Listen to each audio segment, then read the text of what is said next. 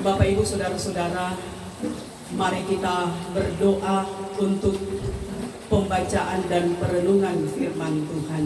Kita berdoa. Ya Tuhan Allah, Engkau sumber kehidupan, Engkau jualah Tuhan sumber kebahagiaan. Hari ini bersama-sama dengan keluarga hamba-Mu, keluarga Hedemans Emor, kami berbahagia oleh karena kasih setia Tuhan yang boleh dinikmati keluarga, suami istri bersama anak kekasih di usia perkawinan yang ke-29 tahun. Sungguh berkat Tuhan Engkau limpahkan bagi keluarga hamba-Mu ini kesehatan, kekuatan, umur panjang, bahkan juga berkat-berkat yang lain yang luar biasa. Karena itu keluarga mengundang kami bersyukur, bersukacita bersama melalui persekutuan yang beribadah yang akan membaca kebenaran firman-Mu. Kiranya firman ini akan meneguhkan iman keluarga, bahkan meneguhkan iman kami, bahwa sesungguhnya hidup rumah tangga kami semua ada dalam tangan Tuhan. Terpujilah Engkau Bapa, rumah ini menjadi mesbah-Mu. Firman diberitakan bagi keluarga tetapi juga bagi kami semua.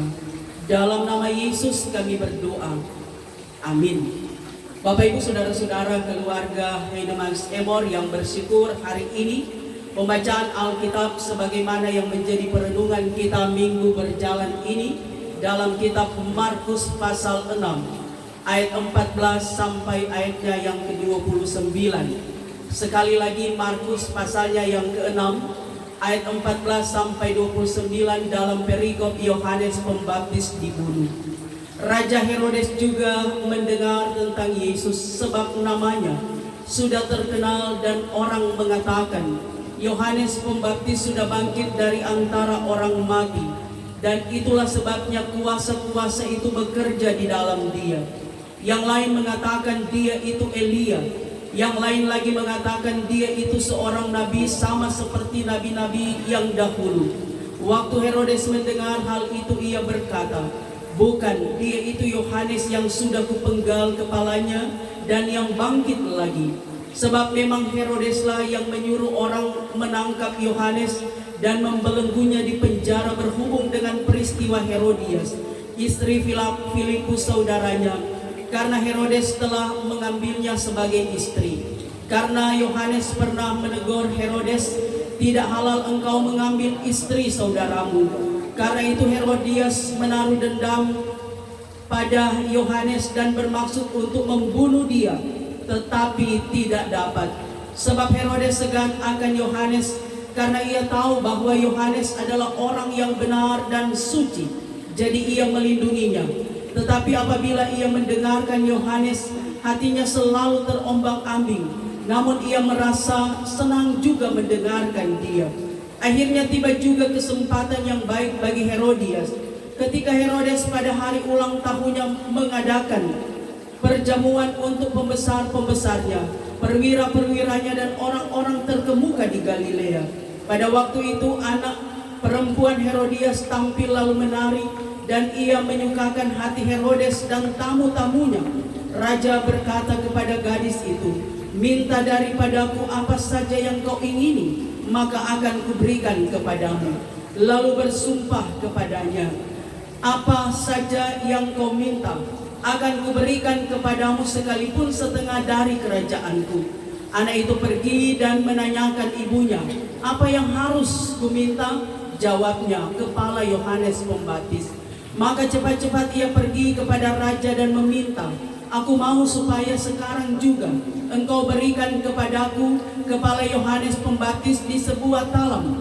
Lalu sangat sedihlah hati raja, tetapi karena sumpahnya dan karena tamu-tamunya, ia tidak mau menolaknya.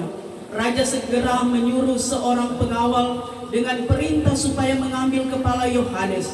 Orang itu pergi dan memenggal kepala Yohanes di penjara. Ia membawa kepala itu di sebuah talam dan memberikannya kepada gadis itu, dan gadis itu memberikannya pula kepada ibunya. Ketika murid-murid Yohanes mendengar hal itu, mereka datang dan mengambil mayatnya lalu membaringkannya dalam kuburan. Demikianlah pembacaan firman Tuhan. Bapak Ibu Saudara-saudara, hari ini bersama dengan keluarga Heidemans Emor, kita bersyukur oleh karena kemurahan Tuhan, keluarga boleh menikmati usia pernikahan yang ke-29 tahun. Saya masih ingat 29 tahun karena waktu usia 25 tahun kawin perak. Waktu itu saya baru masuk di Gemim Sentrum bulan Maret, sudah 4 tahun. Jadi 25 tambah 4 berarti 29 tahun. Luar biasa perjalanan kehidupan rumah tangga keluarga hamba Tuhan, keluarga Heidemans Emor, Bapak Penatua Rein Heidemans bersama Ibu Penatua Deti Heidemans Emor. Yang pasti 29 tahun ada banyak hal yang dialami. Suka dan duka itu melekat dalam perjalanan kehidupan, baik keluarga hamba Tuhan, keluarga Heidemans Emor, tapi juga bagi kita. Saya baru-baru ini menonton YouTube-nya Asanti. Dia katakan bahwa mereka keluarga Hermansyah ini, Asanti dan Anang, ada di titik keberhasilan itu tidak mudah.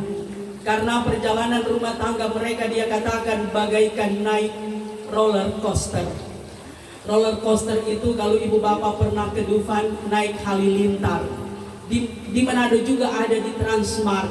Saya melihat bukan cuma anak-anak yang naik roller coaster yang di atas itu, tapi juga ada ibu bapak. Apalagi kalau so punya cucu, pasti temani cucu atau temani anak naik roller coaster. Yang pasti naik itu, saya pernah naik dulu di Dufan, peturut pusing. Artinya bahwa ketika naik roller coaster kadang ada di atas, kadang ada di bawah. Maka itulah juga perjalanan kehidupan kita. Kadang kita menuai sukses, kadang orang memuji-muji kita, menyanjung kita, tapi terkadang rasanya kita ada di lembah kekelaman, seperti yang dialami oleh Raja Daud. Merasa bahwa betapa berat pergumulan yang dialami, betapa berat semua tantangan hidup yang dihadapkan kepada kita. Dan saya kira bukan cuma Asanti dan Anang itu dapat rasa keluarganya naik roller coaster. Keluarga Heidemans Emor juga termasuk kita semua, Bapak Ibu, kita merasakan hal yang demikian. Keluarga kita boleh ada di titik sekarang ini, itu naik turun perjalanan kehidupan kita. Ada susah, ada senang, ada saat kita gembira, ada saat kita sedih, ada saat kita tertawa, ada saat kita menangis. Tapi itu adalah proses Tuhan membentuk kehidupan keluarga kita semakin kuat, semakin dekat, dan semakin berakar di dalam Tuhan. Dan itulah yang kami yakini, kita imani, dialami oleh keluarga hamba Tuhan, keluarga Heidemans Emor. Luar biasa perjalanan kehidupan rumah tangga ini. Boleh ada di titik keberhasilan 29 tahun. Kalau waktu-waktu yang lalu baru satu penatua di tengah keluarga ini. Tapi memasuki usia 29 tahun, Tuhan memberikan hamba-hamba Tuhan, baik kepala keluarga Bapak Penatua Rein Heidemans, juga Ibu Penatua Deti Heidemans Emor. Bahkan keluarga Heidemans Emor ini, di tengah keluarga, anak-anak termasuk Nio dan Serli boleh menjadi pelayan Tuhan. Nio adalah anggota pemuda, komisi pemuda. Serli juga menjadi wakil ketua remaja. Itu adalah berkat Tuhan di tengah keluarga. Dan itu adalah anugerah yang terindah Tuhan hadirkan bagi keluarga Heidemans Emor. Karena itu syukuran 29 tahun ini juga adalah syukuran pelayanan bagi keluarga Heidemans Emor. Bahkan juga baru-baru ini Ibu Penatua boleh merayakan ulang tahun yang ke-53 tahun. Dalam keadaan sehat 53 tahun, Ibu Penatua ada baking di Kota Mobagu, menikmati bentor Dan pasti juga suatu saat jemaat Kolom 13 dan torang semua akan pasiar di peternakan keluarga hamba Tuhan ini. Kalau saya, pendeta Lori, pendeta Gis juga, pendeta Ane Keblum, so pernah pergi di sana, luar biasa. Umur panjang, sehat, karena sekarang ini seperti Pak Sek, Pak Camat katakan, pemerintah juga memberi kebebasan bagi kita dalam aktivitas, walaupun masih pakai protap, prokes, tapi aktivitas sudah ramai seperti sekarang ini. Itu doa kita, umur panjang, sehat, kuat, dan diberkati. Nah, Bapak Ibu Saudara-saudara, pembacaan kita dalam kitab Injil Markus menjadi perenungan warga Gemim sepanjang minggu berjalan ini. Bahkan kita dihentar dengan tema hindarilah dendam. Hindarilah berarti menghindar. Orang menghindar dari maut, menghindar dari kecelakaan, menghindar dari dendam. Bahkan ada lagu mengatakan jangan ada dusta di antara kita. Bukan cuma jangan ada dusta di antara kita, tapi jangan ada dendam di antara kita. Karena dendam itu merupakan satu penyakit yang merusak spiritual kita, bahkan juga jiwa kita. Orang dapat rasa kalau orang marah-marah terus, ada dendam pak orang, rasanya nyandak plong hati kita, tidak tenang orang tidur karena ada dendam. Tapi ketika kita tidak menyimpan amarah, tidak menyimpan dendam, tidak menyimpan kebencian, maka hati kita senang, tidur enak. Hari-hari kita menikmati, ada berkat Tuhan yang kita rasakan. Nah, saudara-saudara, bacaan kita dikatakan cerita tentang Yohanes Pembaptis, juga cerita tentang Herodes dan Herodias. Kalau kita browsing di internet, kita mendapati bahwa Herodias dia pertama istri Filipus, kemudian Herodes dia jatuh cinta kepada Herodias, padahal Herodes dan Filipus kakak adik. Tapi itulah cinta terlarang yang pada akhirnya Herodes dia kawin dengan Herodias, dan dikatakan bahwa ada teguran dari sang hamba Tuhan yaitu Yohanes Pembaptis. Dia katakan tidak halal engkau mengambil istri saudaramu. Tidak halal berarti haram, tidak baik, karena memang tidak benar, tidak dikehendaki oleh Tuhan. Dan rupanya teguran nyata-nyata dari Yohanes Pembaptis ini menimbulkan dendam, kemarahan, kebencian dalam diri Herodias, istri Herodes, sehingga dia berupaya untuk membunuh Yohanes Pembaptis. Dan kesempatan yang paling tepat saat ulang tahun dari Herodes, diundang semua pemuka-pemuka yang ada di Galilea, anak dari Herodias dengan Filipus yang bernama Salome. Dia menari dan penampilannya itu mendapatkan pujian dari Herodes, sehingga Herodes katakan kepada putri dari Herodias, minta apa yang engkau inginkan, setengah kerajaan akan kuberikan kepadamu. Dan anak dari Herodias ini dia bertanya kepada ibunya Herodias, apa yang akan kuminta? Herodias bilang, atau ibunya bilang, minta kepala Yohanes Pembaptis. Dan ternyata dia minta kepala Yohanes Pembaptis. Nah, namanya janji itu adalah utang. Herodes sudah berjanji setengah kerajaan pun akan kuberikan kepadamu. Pada akhirnya Herodes dia menepati janjinya. Dia menyuruh pengawalnya untuk mengambil kepala dari Yohanes Pembaptis dan diserahkan kepada gadis ini. Gadis ini menyerahkan kepada ibunya Herodias. Nah, inti dari bacaan ini saudara, Herodes dan Herodias suami istri. Tetapi saudara, mereka menyimpan dendam. Bahkan istri tidak menopang suaminya, bahkan istri menjatuhkan suaminya. Maka itulah juga saudara dalam kehidupan, kalau terlalu banyak menuntut, bisa saja suami melakukan apa yang tidak Tuhan inginkan. Karena itu saudara, ada ungkapan mengatakan di balik suksesnya seorang suami laki-laki karena ada perempuan di belakangnya. Siapakah perempuan itu? Dialah istrinya. Karena itu kalau orang tanya bapak-bapak suami kita, keberhasilan Anda karena siapa? Karena istri. Karena istri yang menopang, karena istri yang mendoakan, karena istri yang memberi support, memberi semangat. Dan itulah yang dialami oleh keluarga Hedemans Emor. Pak Rein Hedemans berhasil dalam pelayanan. Penatua Kolom 13, Sekretaris BPMJ Gemim Sentrum, karena ada istri yang menopang, karena ada istri yang senantiasa mendoakan, karena ada Ibu Penatua Deti yang senantiasa memberikan support, semangat bagi suami, bagi Bapak Penatua Rein Hedemans. Bahkan juga dalam pengabdian sebagai seorang kepala kecamatan saat ini di Kecamatan Tuminting, keberhasilan Bapak itu luar biasa.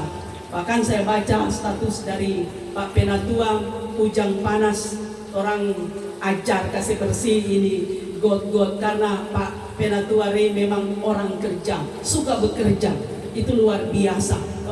Dan Pak Kansil juga saya kira sudah dengar Ibu Penatua anaknya juga bagaimana kinerja dari Pak Penatua Rein Hedemans, luar biasa.